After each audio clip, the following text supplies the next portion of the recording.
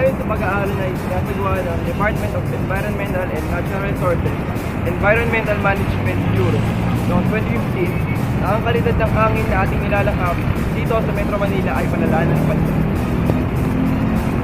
Naitala ng DENR, EMB, ng suspended particular matter sa Metro Manila ay 128 micrograms per normal cubic meter, na tinatayang mas mataas sa normal na 90 micrograms per cubic meter.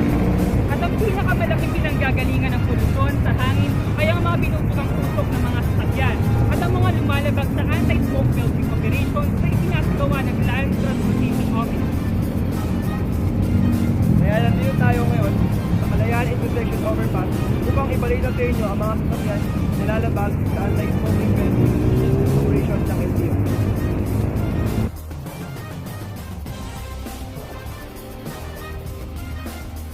Ilang minuto namin paghihintay kasama ang aming news team, wala kaming nakita ni isa ng mga lumabag ng mga sasakyan sa anti-smoke filtering operations.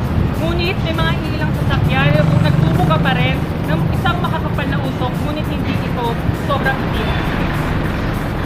Dito sa Makati, meron tayong City Ordinance number 2004-032 na nakatalaga upang limitahan ang mga nilalabas na usok mula sa mga sasakyan na nagbibigay ng karapatang parusa sa mga lalabas. 1,000 piso sa una, 2,000 piso sa pangalawa, at 3,000 piso sa pangatlo na paglabag.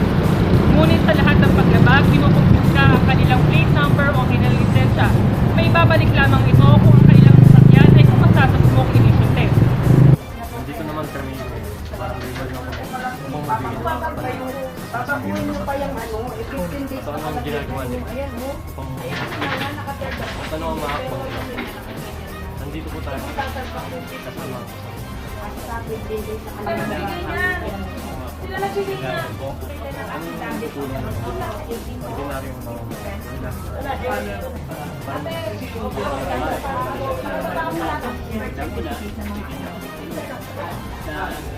Ang tawas naman din.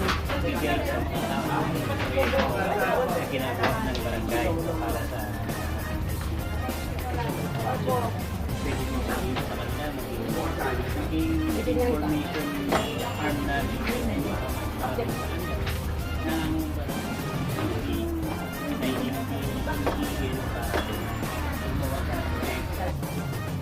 Under yung para po sa mga sasakyan na dumaan na nagbubuga po ng mga ano po bang mga solusyon ng ginagawa po? Mga bang ginagawa po?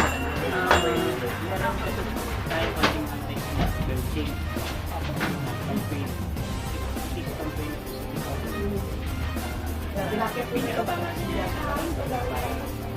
kami ng implementing arm nila kasi Hindi, mayroon na.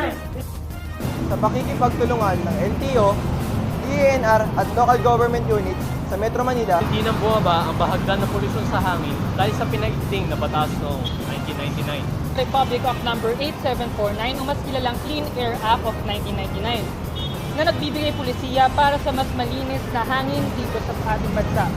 ito ay kumakatawan sa karapatan ng Pilipino na makalanghap ng malinis na hangin.